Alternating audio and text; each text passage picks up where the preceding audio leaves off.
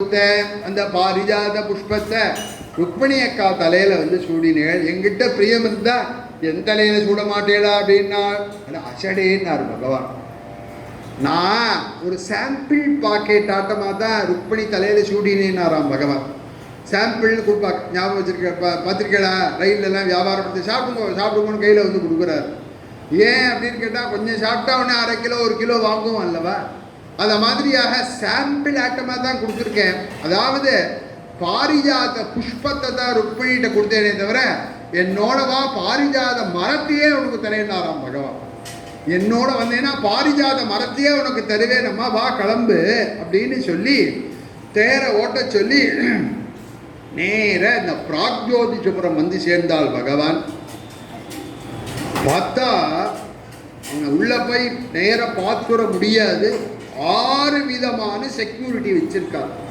அழகின்னு சொல்லுவா அல்லவா? 6 விதமான அழகிகள். கிரி துர்கைஹி சஸ்திர துர்கைஹி ஜலாக்ஞனில துர்கமம் முரபாசாயுதைர்கோரைஹி திருடைஹி சர்வதாவிருதம். அந்த பிராக்ஜோதிஷபுரம் வந்தா நேர உள்ள என்டர் பண்ண முடியாது. இந்த ஊரை சுற்றி முதல்ல மலைக்கோட்டை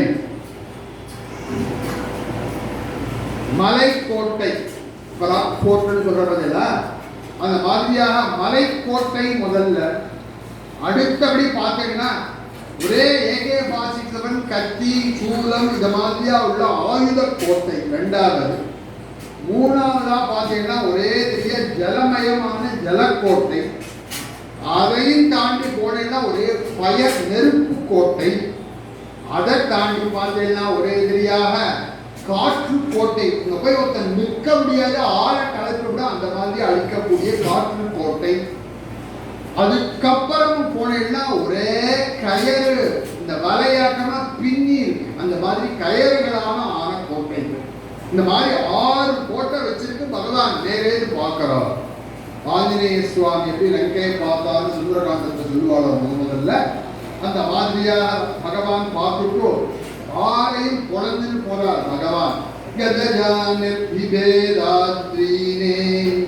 சஸ்திர துர்காணி சாயகைஹி சக்ரேணாக்கிம் ஜலம் வாயும் புரபாசாந்ததாசினா சங்கநாதேன யந்த்ராணி ஹிருதயானி மனஸ்வினாம் பிராகாரம் கதயா குருவ்யா நிர்பிவேத கதாதரா. பகவான் கதாபாணியா போயிருக்கிறதுனால அந்த கதையினாலேயே முதல் மலைக்கோட்டையை துவம்சம் பண்ணினாள். அடுத்தபடியாக அம்புகள்னால அந்த சஸ்திர கோட்டைன்னு சொல்லக்கூடிய ஆயுத கோட்டையை நிர்மூலமா பண்ணினாள். அப்புறம் கையில சுதர்சன சக்கரம் வச்சிருக்காளே, அதனால ஜலக்கோட்டை, காற்று கோட்டை, அக்னி கோட்டை எல்லாத்தையும் பிளந்து வழிவிட்டாள். அடுத்தபடியாக கத்தியினால முரண் அப்படிங்கிற அசுரனால பின்னப்பட்டதான அந்த கயறு கோட்டைகளை பகவான் வென்கிறார். சங்கர் ஆதங்களால எந்திரங்களை பிளக்கிறார். கதையினால பிராகாரத்தை பிளக்கிறார். இத்தனையும் பிளந்துட்டு போக முடியாது. இதையும் தாண்டி ஒரு முரண் அப்படிங்கிற ஒரு அசுரன் அங்க இருக்கான். 5 தலையோட கூடினவன் அவன். பாஞ்சஜன்யத்வனிம் ஸ்ருத்வா யுகாந்தாசனி பீஷணம் முரஷயான உத்தஸ்தௌ தைத்ய பஞ்சசிராஜலாதே. 5 தலையோட பெரிய டேங்க்ல ஜலத்துக்கு அடியில இருக்கக்கூடிய முரண்கிற அசுரன் வெளியில வருகிறான். 5 தலையோட பகவான்கிட்ட யுத்தம் பண்ணுகிறான். யுத்தம் பண்ணினா பகவான் அபாரமான யுத்தம் பண்ணி தன்னுடைய சக்கரத்தினால முரனுடைய 5 தலையும் அறுத்து கீழே தள்ளி சிராம்சி சக்கரேன ஜகார லீலயா